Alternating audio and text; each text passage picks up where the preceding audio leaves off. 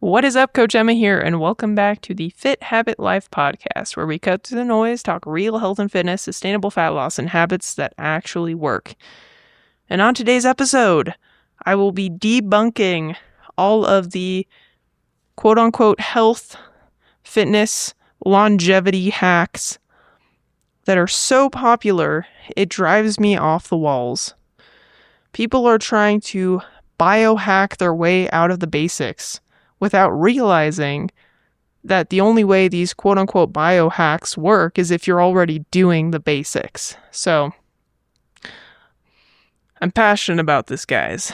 But before we jump in, I just wanted to thank you for listening. If you've been enjoying the show, if you've been learning from the show, if you could share the show, rate the show, and subscribe to the podcast, that just helps this information get in front of more people, which is the goal of this show, because as I've said, there is so much crap out there. So much. So let's spread the word so people stop getting scammed by marketing schemes. I have so many conversations with people. I'm in my own fitness bubble, because a lot of the people that I communicate with online are other coaches. And then I get outside of my bubble and outside of my coaching and outside of my friends, online friends, and I go out into the real world and I talk to people.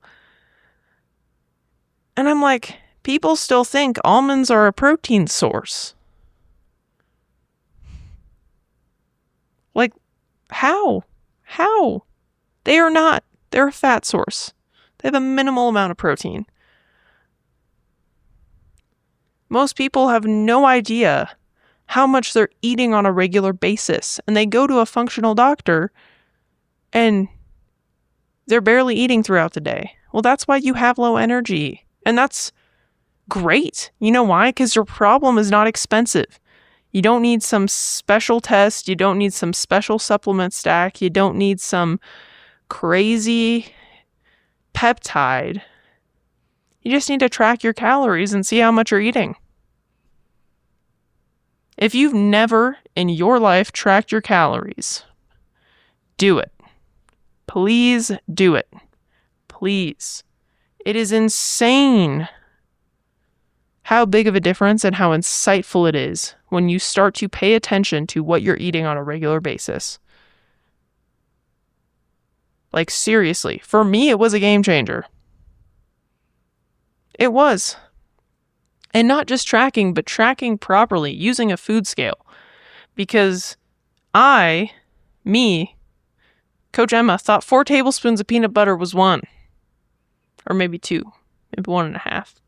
I would track it as 1.5 or 2. And I weigh it and I'm like, holy shit, this is almost 3 servings of peanut butter. It's 2.5 servings. It's 500 plus calories of peanut butter. And it's not that much. It's really sad when you realize that. So anyway, if you're not focusing on sleep, if you're not tracking your calories, if you're not strength training, lifting weights at least once a week, for body composition changes, you will need more. But for overall health and longevity, once a week is totally plenty. If you're not coping with stress appropriately, you don't have a healthy coping mechanism, that's a problem. Journal. Meditate. Pray. Go on walks without tech. That's my favorite, personally. If you're not drinking enough water, I'm trying to think. I feel like there was something else I'm missing that I talk about all the time. Sleep, stress, hydration, nutrition, training, movement. If you're not walking throughout the day, you're not getting close to 7,000 plus steps a day, that's also a problem. If you're drinking a lot of alcohol, that is a problem. By a lot is relative, that's true. I will say if you're drinking every day, even if it's 1 glass, that's too much. Once or twice a week, 1 to 2 drinks, if you're not trying to change your body composition, is okay. It's not good for you. I like beer. I'm not a hater. I'm just saying, realistically, it's just not good for you. If you're doing that, but you're trying to use red light therapy to help your resiliency and testosterone levels, or you're getting a NAD IV every week, or you're injecting yourself with Lord knows what type of peptide, but you're not doing those things, the peptide's not going to work right, because the peptide tells your body to do something and then your body does the thing.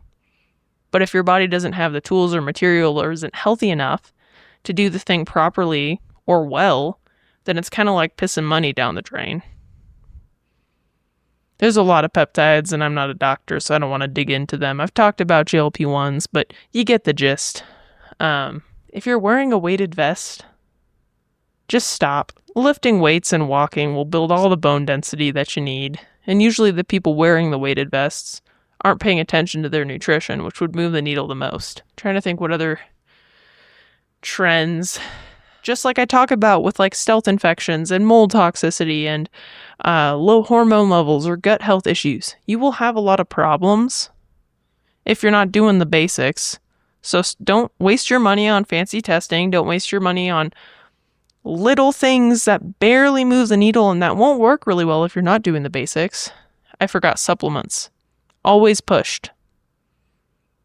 It's a great, quote unquote, great industry for people who want to make money. Here, take this pill. You'll lose 10 pounds in 10 weeks. This pill will naturally raise your testosterone levels. This pill is a magical peptide that will stimulate your body's natural GLP-1 production. I don't know, I'm making stuff up at this point. I use supplements to cover my bases. I take a micronutrient, a multivitamin with micros, right? Getting my micros. I take vitamin D. I take magnesium because I'm type A stress case. I take creatine. And right now I have not been supplementing with an omega-3, which I probably should, but I just haven't. So, but I train consistently. I never miss training. It's very rare. Actually, last week I did miss my lower body training session because I could not stay awake because of the damn mold protocol. It would have been really dangerous. I was not comfortable driving. Like, that's where I was at. The Emma that was recording the podcast last week, she was the fatigued, moldy Emma. I guess I'm technically still moldy, but anyway. I do not miss my training sessions. I looked at the past year, my average step count for every month this year has been close to 11,000 or above. February, it was like 10,400. The only reason I remember is I just looked, and I'm a numbers person. I used to be a software engineer. Anyway, I consistently stay active and get my step count. I consistently cook most of my meals at home. I've been more lenient than I have in the past because, as I said, I'm not trying to change my body composition right now. I'm trying to be more present in life. My gut is fairly resilient despite the moldiness. So I went out with a friend on Monday night before I signed up for the Ragnar. Actually, it was at the same time. I signed up for it at the same time. I had sweet potato fries and some type of steak sandwich with fry sauce and cheese. So anyway, my stomach was not enjoying that. It doesn't like fried food, which is a problem because a lot of Americans love fried food. A lot of people love fried food, and it wrecks their gut and they eat it all the time. If you're regularly eating fried food, that is a problem. You do not need some biohacking thing, and the biohacking fancy thing is not going to do much. Cold plunging. Trying to think of other stuff. Yeah. Basically, as I always say, dial in the basics. Really. Dial in those basics. Get good quality sleep. Cook most of your meals at home. Manage your stress as best as you can. train, walk, do those things, and I guarantee any problems that you feel or have or that you feel need resolving, track your calories. They will get resolved. You will start to feel better. You will have improvements in all of the things. And if you don't, that is when functional testing is worth it. That is when reaching out to a health professional who helps people with weird situations, like a functional health coach or a functional doctor, someone who can read labs and really dig in and try to find the root cause of whatever is affecting your body composition, your energy levels, and your performance, and all the things, your gut health. That's when it's worth it.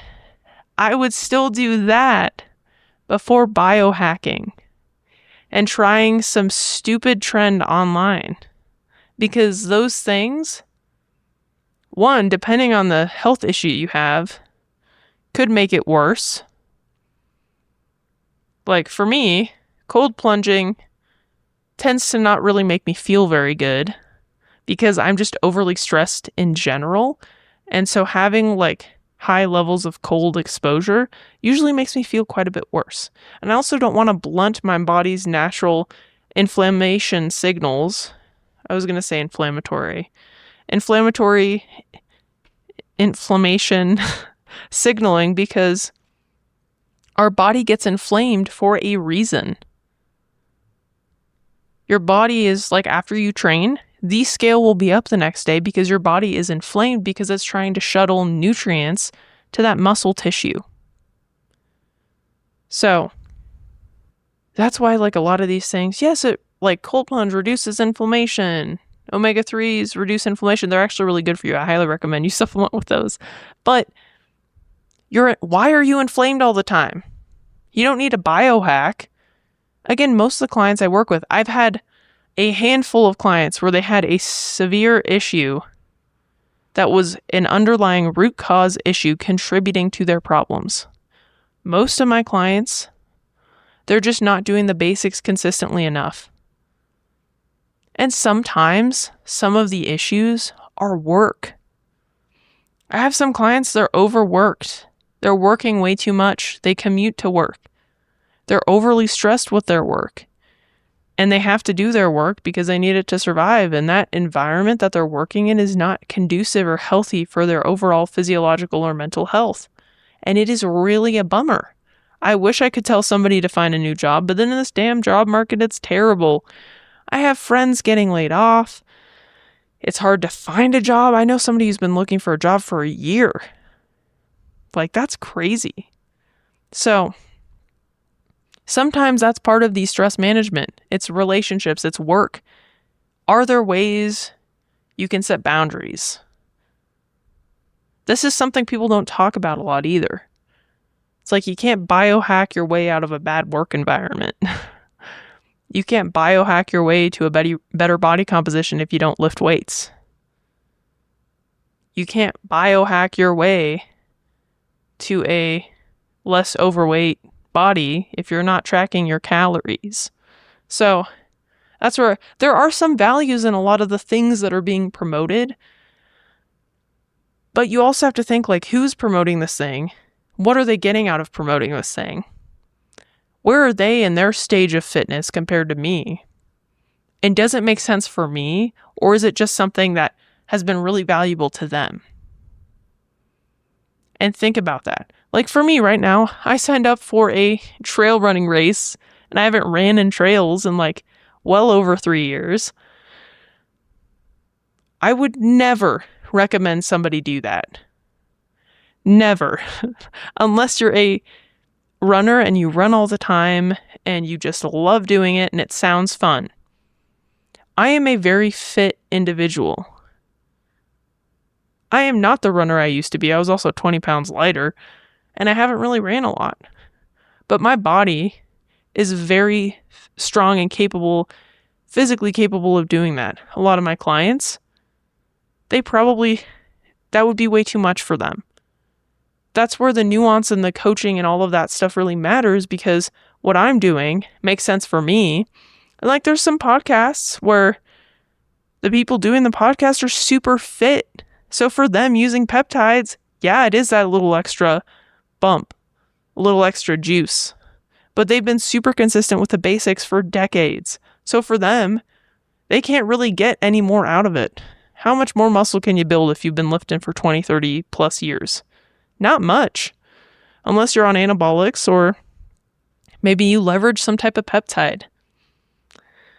So for them, for those like fitness professionals, like it makes a lot of sense that they would leverage a lot of biohacking stuff because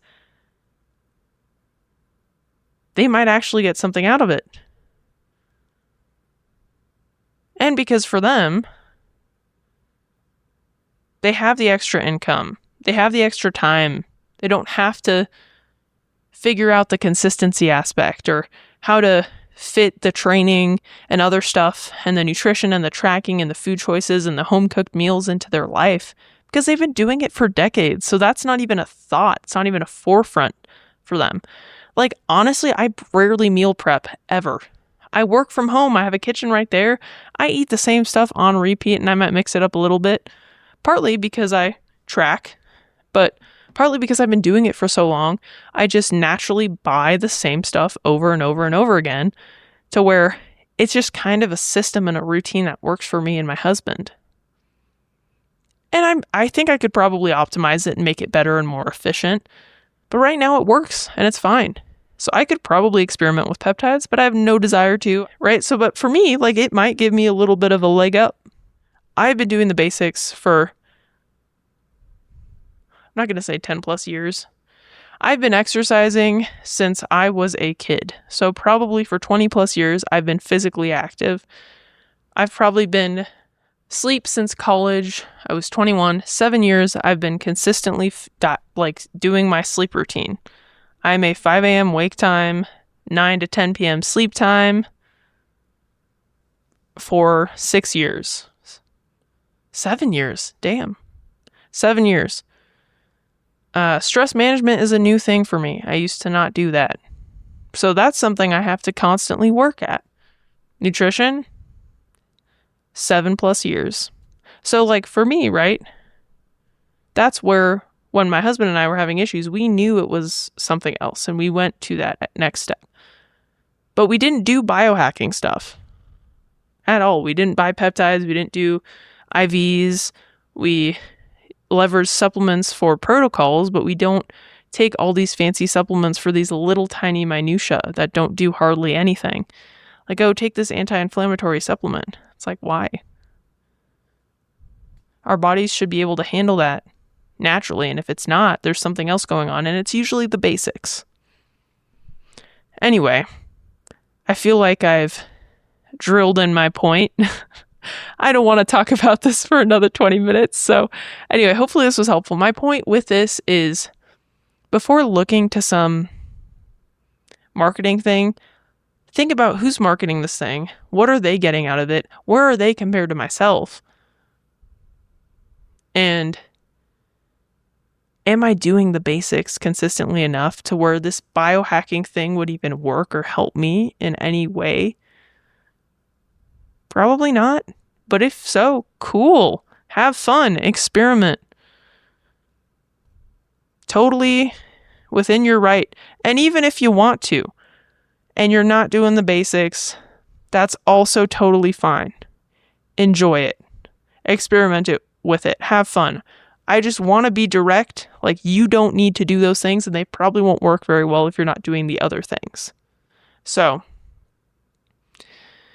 that is all. But anyway, if you need help dialing in those basics or figuring out what actually is going on or figuring out the next right best step for you to be more consistent, to address whatever is going on, to help improve your body composition, performance, energy levels, and gut health, please reach out. I'd be more than happy to help. And if this was helpful enough for you, awesome. Go implement the stuff and let me know how it goes. But anyway, thank you for listening. And I don't remember if I said this because it's just one of those days. If you've enjoyed this episode, if you could share the show, rate the show, or subscribe to the podcast, I'd really appreciate it. Thank you so much for listening, and I'll catch you on the next one. Peace.